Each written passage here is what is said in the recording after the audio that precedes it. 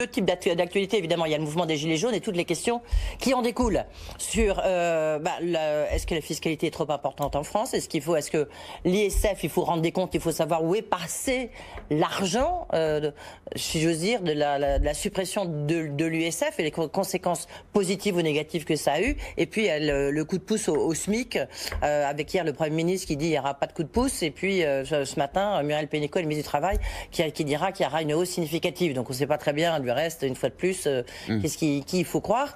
Est-ce qu'il faut un coup de pouce significatif ou pas au SMIC? Alors bien sûr, ce qui est significatif aujourd'hui, c'est l'inflation. Bah oui. C'est très clair.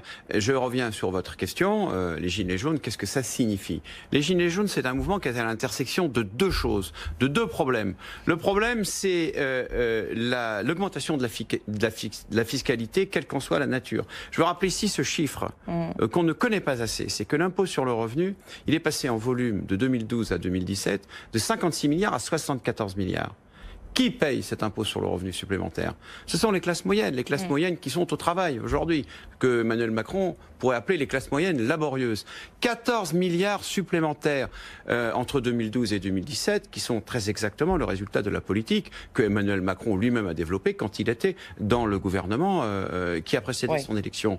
Et donc, vous mettez ça, donc finalement, vous avez aujourd'hui une frange extrêmement importante de la population française, dont le salaire a évolué en fonction de l'inflation, et dont en fait le pouvoir d'achat baisse, parce que l'ensemble des éléments de la taxation ont augmenté. Donc voilà le revenu disponible qui, tout d'un coup, l'est beaucoup moins. Ce petit plus qui rend la vie agréable. Et d'un autre côté, vous avez le dossier de la transition écologique, dont on considère qu'il est extrêmement mal géré par le gouvernement, parce que finalement, sa seule proposition, c'est de dire aux gens, eh bien, on vous augmente le diesel, vous allez en baver un peu plus, mais par ailleurs, notre engagement dans des plans stratégiques vis-à-vis, par exemple, du fret ferroviaire ou de tout autre sujet, eh bien, nous n'avons pas de vision des choses. Donc, à l'intersection de ces deux dossiers-là, qu'est-ce qui se passe? Eh bien, les gens dont le pouvoir d'achat a baissé depuis 7 ans, qui travaillent, et qui, pour travailler, ont besoin de rouler beaucoup, qui ont une voiture diesel, et qui s'aperçoivent qu'aujourd'hui, eh bien, le petit plus qui leur permettait d'aller une fois de temps en temps au cinéma avec leurs enfants, ou de faire un restaurant, aujourd'hui, ils ne l'ont plus. Et ça, c'est insupportable. Alors, on ne peut pas être dans une société qui prétend progresser, dans laquelle les gens qui contribuent à faire progresser cette société,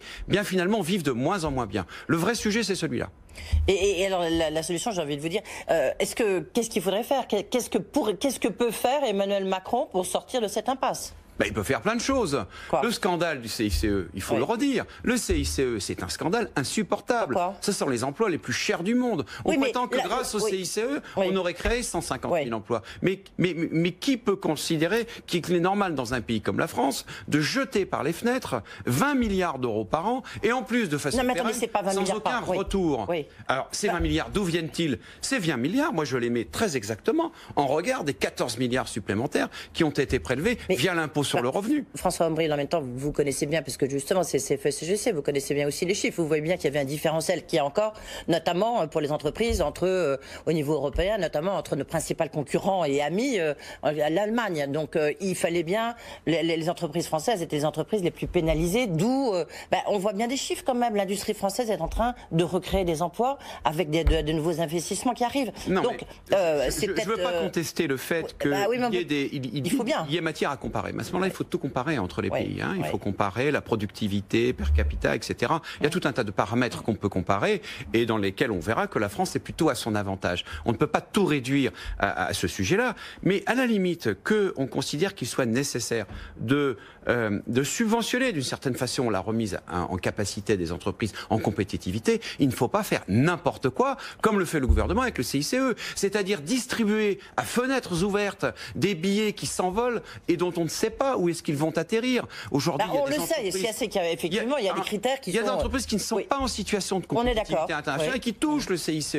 Mais c'est juste un scandale. Quand est-ce qu'on mais est-ce qu'il faut jeter le bain avec l'eau du bain, le bébé avec l'eau du bain? Il faut jeter le bain, le bébé. Gardons le bébé, faisons-le grandir. Le bébé, c'est quand même l'idée que les entreprises françaises créent de l'emploi. Je veux vous le redire, je l'assume totalement, je suis le président de la CFE-CGC, le CICE, c'est une gabegie insupportable, c'est un scandale absolu. Et les Français, vous savez, ils sont très très bien informés, ils regardent, ils écoutent vos émissions, ils sont très très bien informés en matière d'économie, ils s'aperçoivent aujourd'hui que ce reste à vivre qui était disponible aujourd'hui, ils ne l'ont plus, ils payent 40 milliards de taxation supplémentaire, tout ça pour financer quoi? La gabegie du CICE, et je ne parle même pas de l'ISF, que vous-même vous avez évoqué tout à l'heure. 3 milliards, oui, mais en même temps qui a complètement changé. Vous avez vu comme moi les chiffres, l'image de la France a changé vis-à-vis de l'extérieur. Il faut bien faire venir les investisseurs étrangers, internationaux. Vous voyez bien que l'image de la France a changé de manière assez spectaculaire. Les chiffres sont tombés il y a pile d'une semaine. J'ai sur ce point de vue, sur ce sujet, un point de vue un peu différent.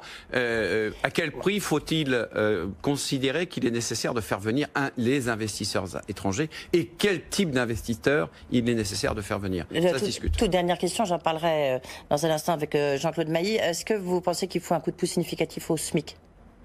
À l'évidence, oui, il faut trouver les dispositifs. Vous l'avez répondu, mais la réponse est oui. Oui, mais pas seulement. Aujourd'hui, les négociations commencent dans les très grandes entreprises. Je veux signaler qu'à la BNP, par exemple, toutes les organisations syndicales représentatives à la BNP ont lancé un mot d'ordre de grève parce que dans toutes les grandes entreprises, les négociations salariales commencent sous des auspices extrêmement sévères. Et non seulement, effectivement, il faut donner des coups de pouce, mais il faut que les entreprises arrêtent de considérer que le seul objectif, c'est de rémunérer toujours plus les actionnaires. Non, il faut aussi rémunérer les salariés et considérer que leur niveau de vie est une chose importante pour leur implication professionnelle. Merci beaucoup François Omril, au moins ça le mérite d'être clair. François Omril, et puis en plus c'est vraiment les classes moyennes laborieuses, pour reprendre l'expression du président que vous avez reprise.